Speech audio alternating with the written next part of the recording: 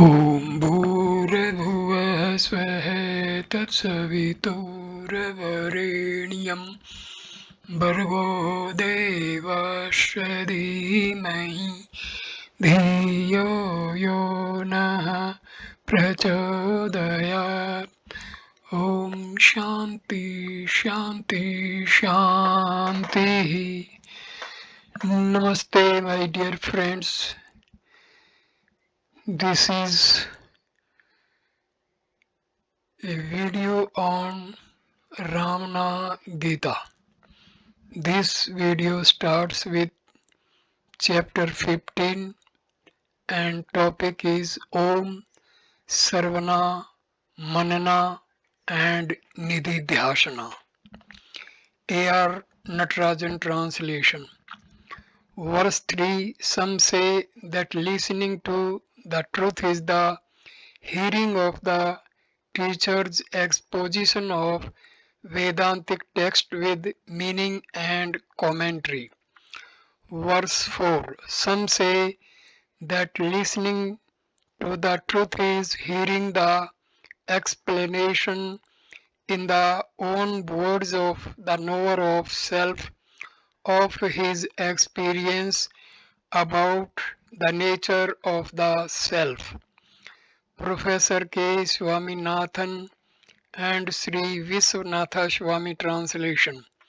Bhagwan 5 and 6. Having listened to the Vedantic text or the Guru's own words or without either, but owing to merit earned in past lives, listening to one's own heart declaring itself as the root of the I thought different from the body and mind, this is Sarvana in reality.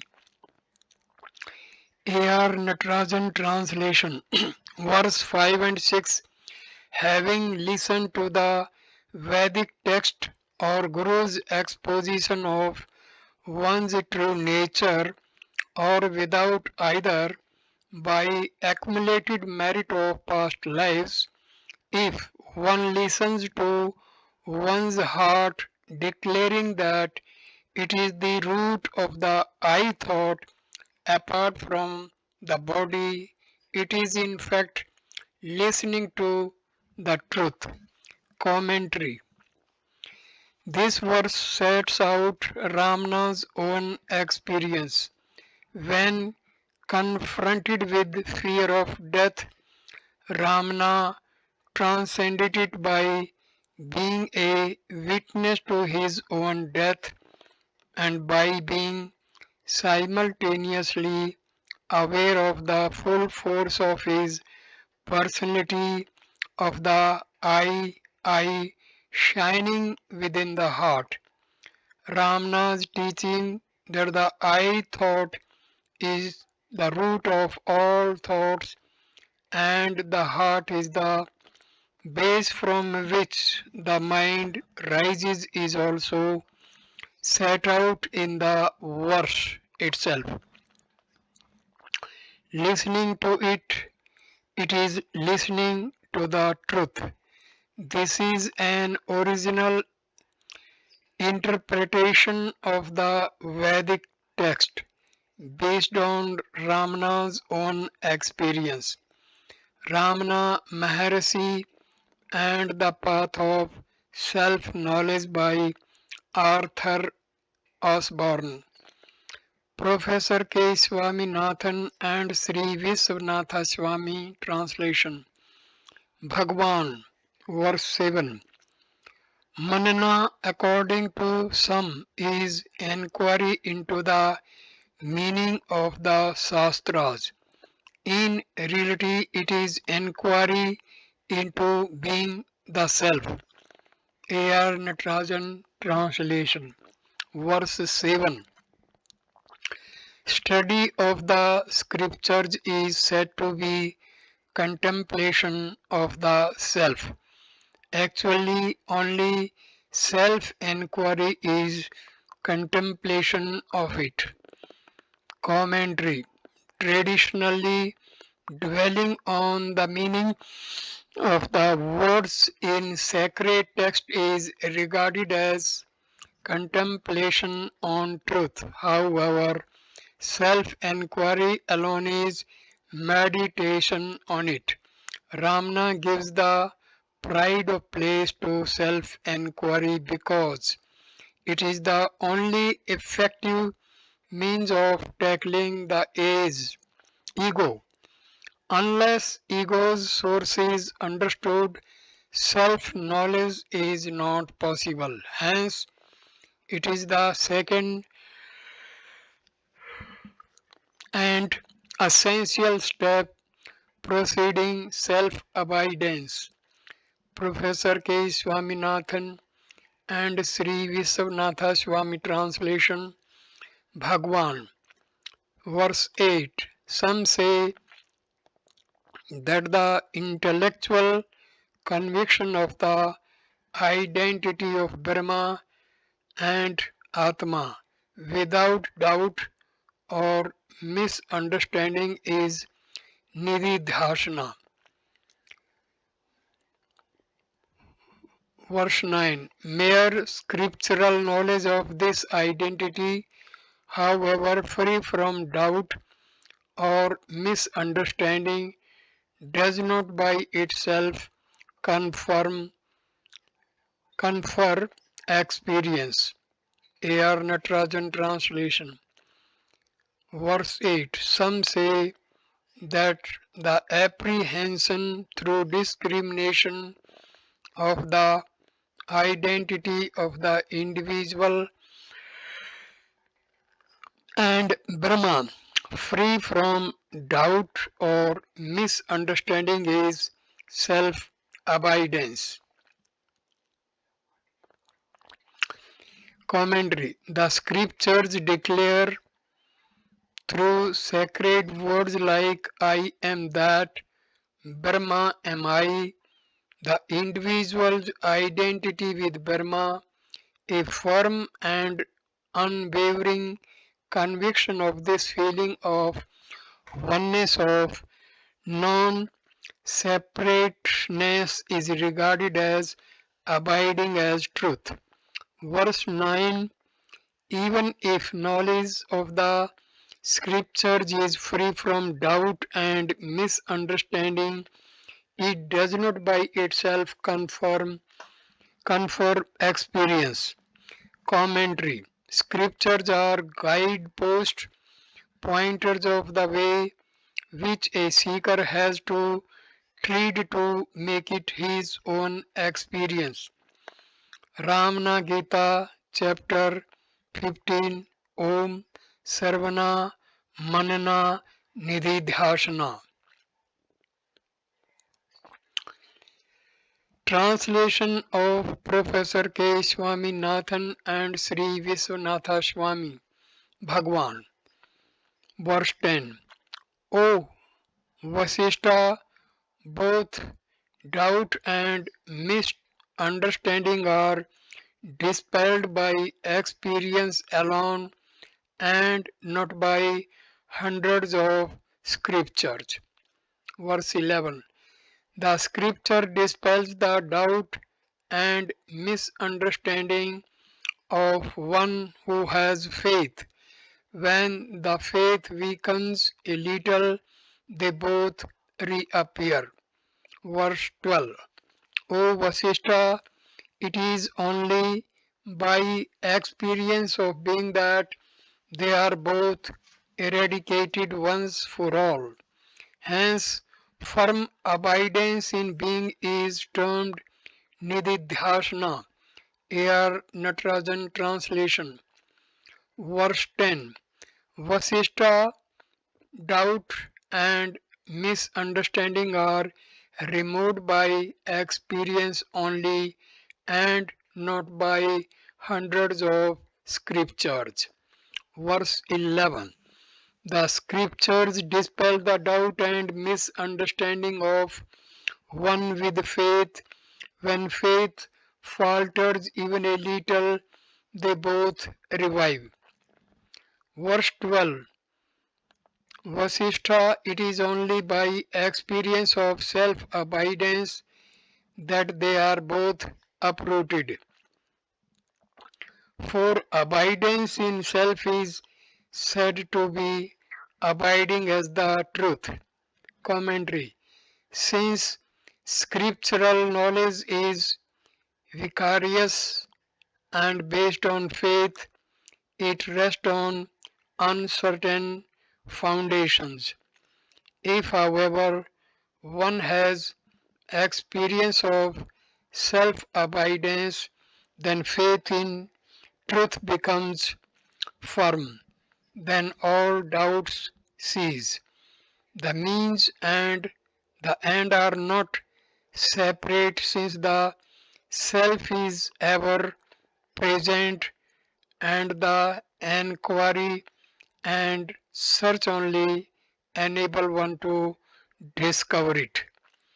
Ordinarily, in all individual spiritual effort, the self and seer and seen are separate, but the self is the subject, the I, and therefore to think of it can only be to abide as it. Satdarshanam, verse 2. Translation of Professor K. Swaminathan and Sri Viswanatha Swami. Bhagwan 13. When one's mind wanders outside, my child, without firm abidance in being, even the study of hundreds of scriptures cannot confirm direct, immediate knowledge. Verse 14. O great Kondinya, if firm abidance is in being becomes natural and effortless, this indeed is final. Freedom and supreme state and is called direct realization. This ends chapter 15. A.R. Natarajan translation. Bhagwan 13. When one's mind wanders outside, my child, without firm abidance in being, even the study of hundreds of scriptures cannot confirm, confer direct, immediate knowledge. 14. O great Kondinya, if firm abidance in being becomes natural and effortless, this indeed is final freedom and the supreme state and is called direct realization. This ends chapter 15, verse 13. When without abiding in the self, the mind wanders, even the study of hundreds of scriptures cannot confer direct experience. Commentary. An externalized mind, a mind in constant movement outward because of attachments, cannot turn within and subside in the source. The inturning of the mind and the plunge within are essential for the experiencing of the self. Hence, a mind, though learned in scriptures, if subject to the pulls of the senses, would be incapable of experiencing the self. Verse 14. Kondinya, if firm abidance in the self becomes natural, and it is freedom, the supreme state, and is termed direct experience. Commentary. During scriptural practice, the mind might have long spells of dips in the self, but such intermittent abidance can only give a taste of the happiness and act as a spur to further effort for reaching the goal. When the mind naturally and without effort spontaneously remains merged in its source, the self, then experience of the self abidance is direct. It is final freedom. Then the sense of doership is dead. The stillness of being is not disturbed by distracting thought. It is the supreme state, for it is one where bliss inundates always and the experience being one's own is direct. Note: Translation of Professor K. Swaminathan and Sri Vishwanatha Swami. 1. The question regarding Bhakti, the best of men, the highly auspicious Bhagwan Ramana Maharshi spoke thus too. The self is dear to all, nothing else is as dear. Love, unbroken like a stream of oil, is termed Bhakti. A.R. Natarajan Translation. Verse 1. Then questioned regarding love of God, the best of man, the highly auspicious Bhagwan Ramana Maharshi spoke thus. Verse 2. The self is dear to all, nothing else is dear. Love unbroken like a stream of oil is termed bhakti. End of chapter 15. Om Sarvana Manana Nididhyasana.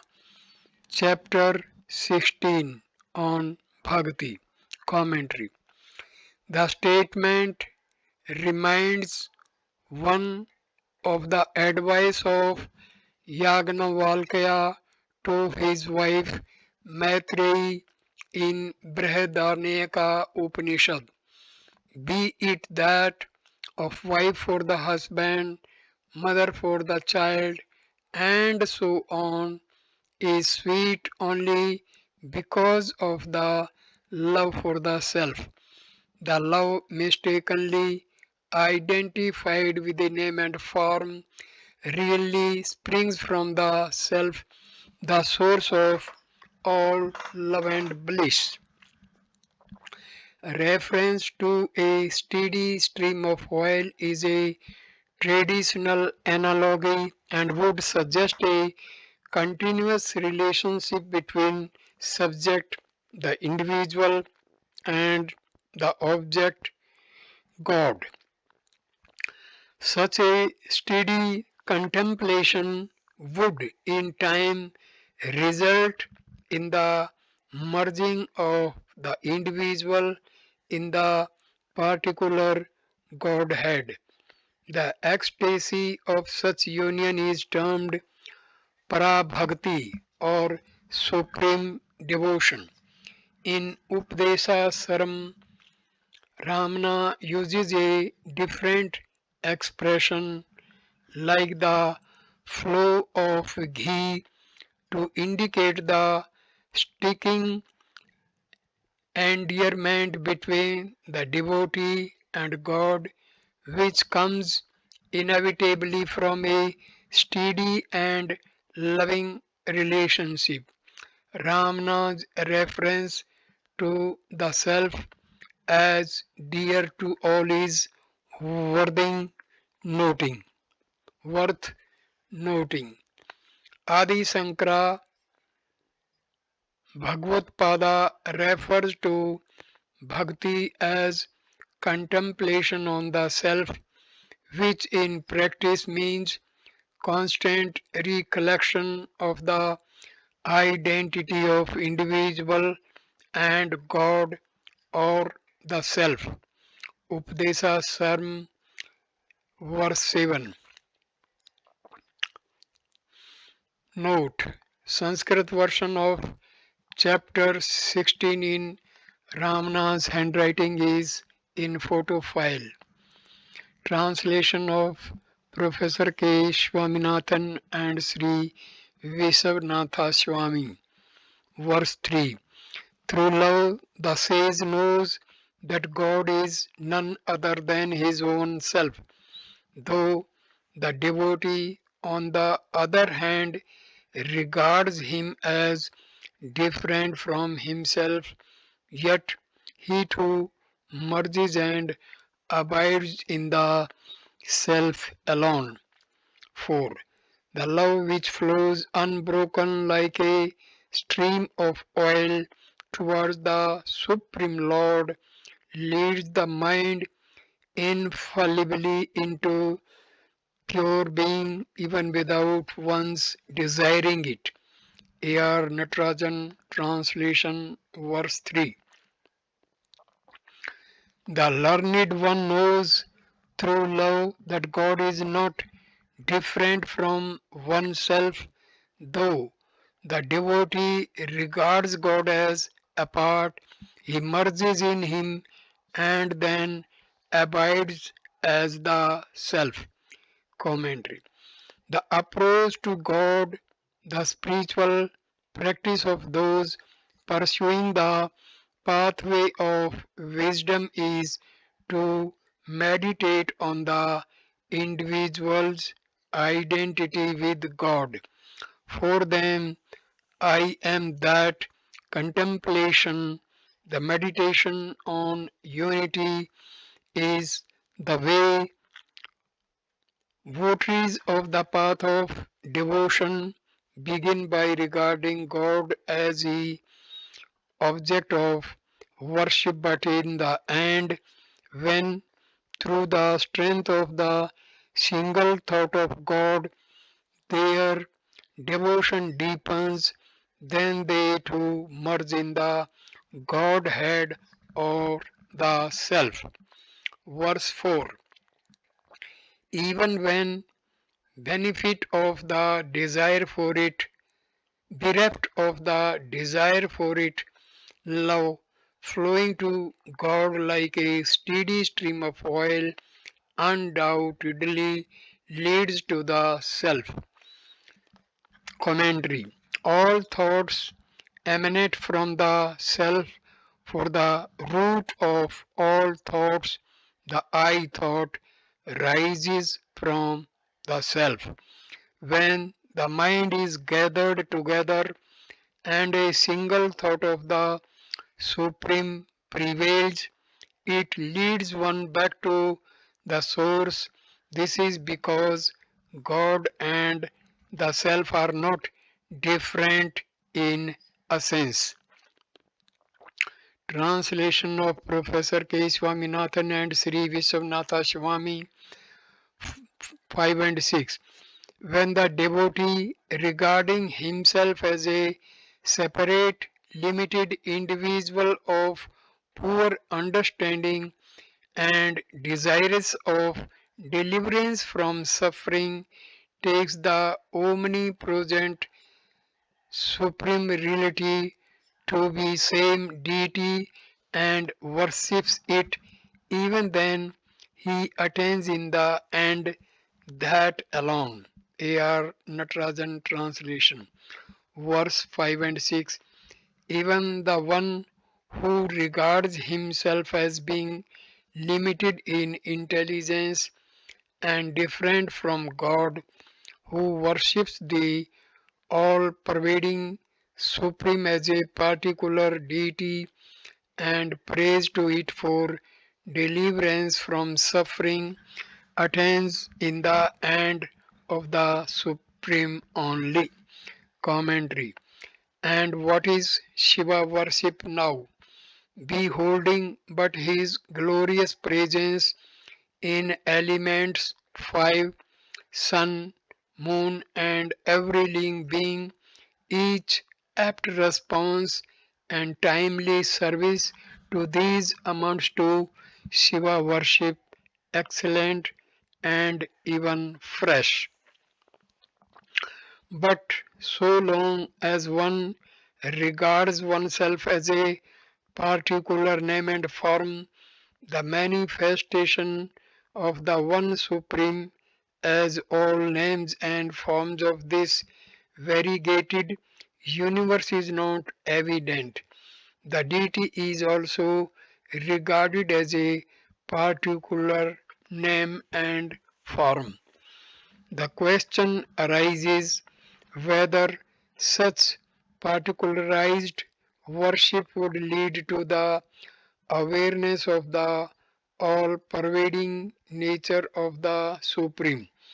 The answer is yes, for the worship of Supreme in whatever name and form leads to a vision of its essence. In time, when devotion ripens, the differences cease, the devotee merges in God, the substratum of all existence. Sayings from Murugnar Guruvachka Koi, Ramana Maharshi by Swaminathan. Translation of Professor K.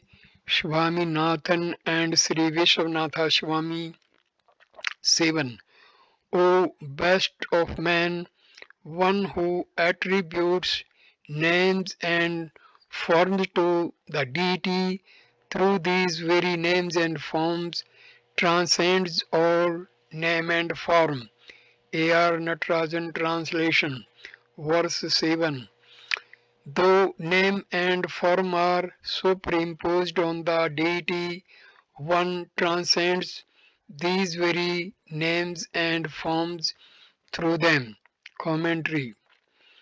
The Supreme is the formless source of all form. A particular form or name as Shiva, Vishnu, Subramanya is superimposed by a devotee. Such limitations spring from the ignorance of the devotee who not only regards himself as a particular name and form but also regards the Supreme as a particular deity with a specific name and form. The question arises if the true nature of the Supreme would be known to the devotee, notwithstanding the approach. Ramana answers that it would be known. Translation of Professor K. Swaminathan and Sri Vishwanatha Swami. 8.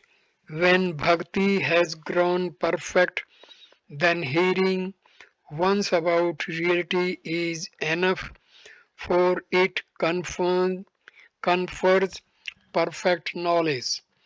9. Bhakti, not continuous like stream, is called intermittent bhakti. Even this is bound to result in supreme bhakti. A.R. Natarajan translation. Verse 8. When when devotion is complete, listening once is enough. Then devotion itself confers perfect knowledge. Commentary.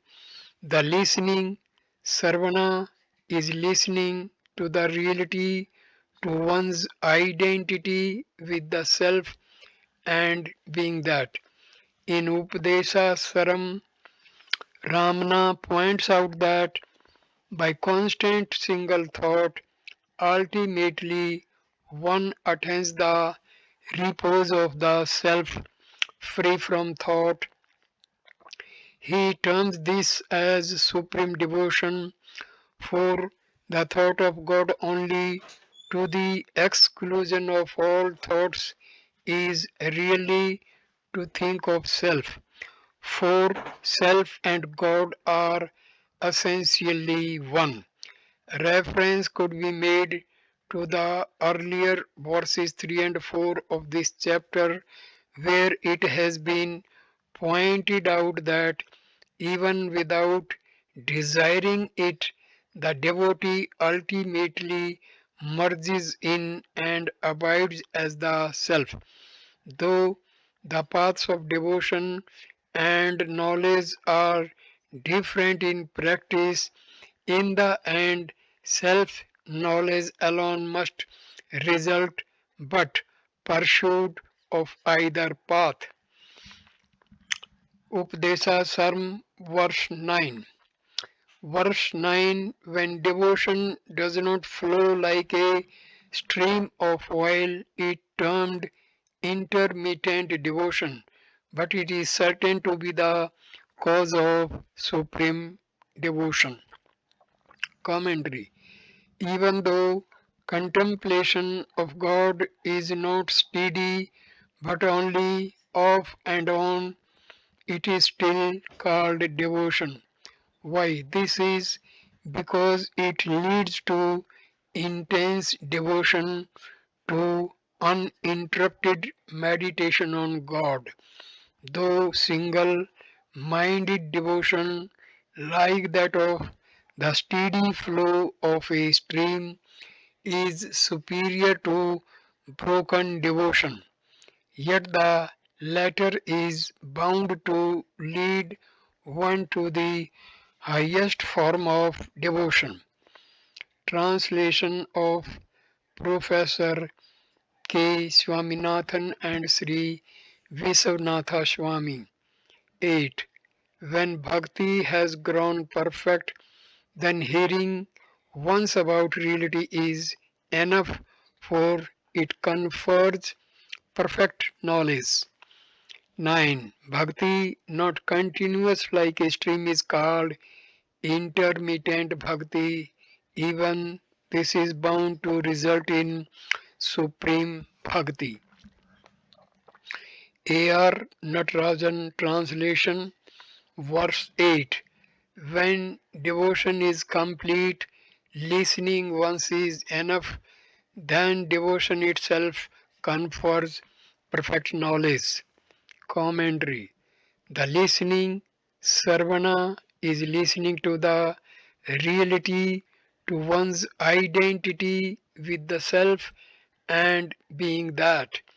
In Updesa Saram, Ramana points out that by constant single thought, ultimately one attains the repose of the self, free from thought. He terms this as supreme devotion, for the thought of God only, to the exclusion of all thoughts, is really to think of self, for self and God are essentially one.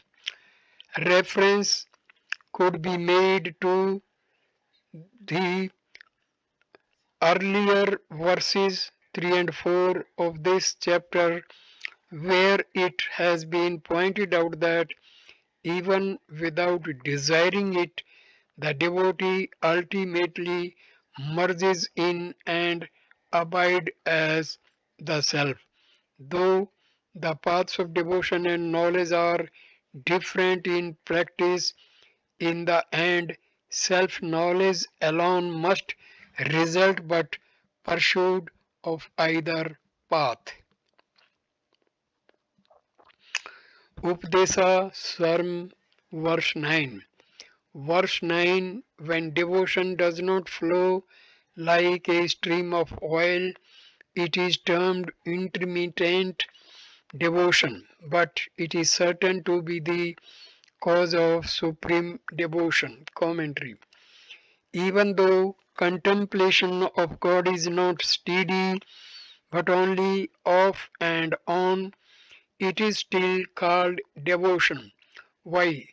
This is because it leads to intense devotion, to uninterrupted meditation on God, though single minded devotion like that of the steady flow of a stream is superior to broken devotion, yet the latter is bound to lead one to the highest form of devotion.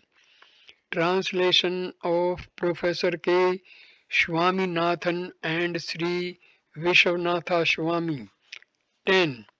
One who practices bhakti for the desires, desired and finds no fulfillment on attaining it and then again worships God for the sake of eternal happiness. 11. Bhakti, even when accompanied by desire, does not cease with the achievement of the desire. Faith in the Supreme Person develops and goes on increasing. 12. Growing thus, bhakti in course of time becomes perfect. By means of this perfect and supreme bhakti, even as by jnana, one crosses the ocean of becoming. This ends chapter 16. A.R. Natarajan translation. Verse 10. The devotion of one who practices it for the fulfillment of a desire does not end on its attainment. He continues to be devoted to God for attaining eternal happiness. Commentary. One who has tasted the bliss of companionship of God will seek only more of it. Initially, the dominant cause for the devotion itself is the satisfaction of desire for things of the world. Gradually, love of God for the highest, for bliss without end, takes its place. Those whose hearts are turned Godward as the magnetic needle for the north can never lose hair bearing as they sail the stormy ocean of desire. Verse 11. Devotion, even when it coexists with desire, will not cease on satisfaction of it. Faith in the Supreme begins and dwells. Commentary. The verse is to be read along with the preceding one. One more reason is given to explain continuance of devotion, even though motivated to start with. One would expect logically that it would end when the motive ceases, but in practice it is not so. Why? For imperceptibly along the way, faith in the Supreme is built up and success only strengthens the belief. Verse 12. The devotion growing thus becomes complete in course of time. By such complete and become devotion, one crosses the cycle of births and deaths in a like manner as one would by knowledge. Commentary. Ramana begins with the form of bhakti and comes down step by step to motivated devotion and accepts even that as a means for reaching the goal of liberation. The stress is on the gathering of the mind in a single thought stream. Then the inward journey becomes possible and the Supreme would do the rest by pulling one into the self.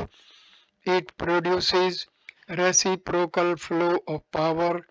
the grace of the self which wakens the hold of the I thought and destroys the vasanas which perpetuate and reinforce its existence.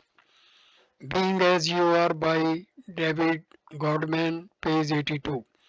Translation of Professor K. Swaminathan and Sri Vishwanatha Swami. 1. On the 25 August 1917, Vedarbha, best among the learned, bowed humbly before the sage and questioned him again. Vedarbha too.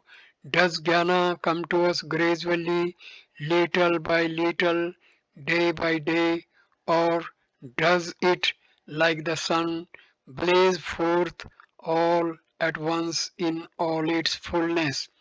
A.R. Natarajan translation. Verse 1 on 25th. Vedarbha, the best among the learned, bowing humbly, questioned the sage again. End of chapter 16 of Bhakti, chapter 17 on attainment of jnana. So I conclude this video at this stage. Next video will start with chapter 16 on Bhakti. Thank you for watching this video. Namaskar, my dear friends. Thank you.